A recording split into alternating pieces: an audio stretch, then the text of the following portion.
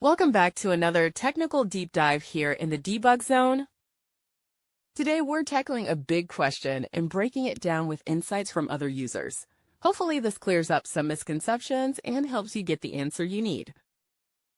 So buckle up, stay a little curious, and let's jump right in.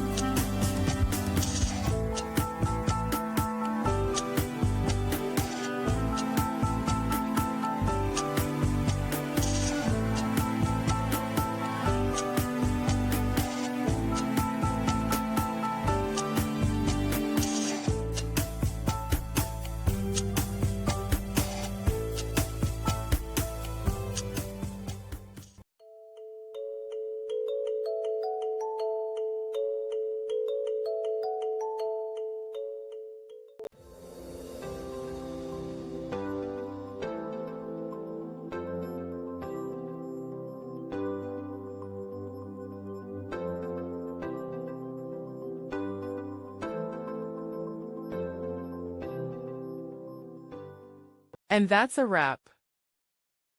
I hope you found the answer you were looking for. If you did, take a second to hit that subscribe button. It really helps out. And let me know in the comments which solution worked best for you. See you next time in the debug zone.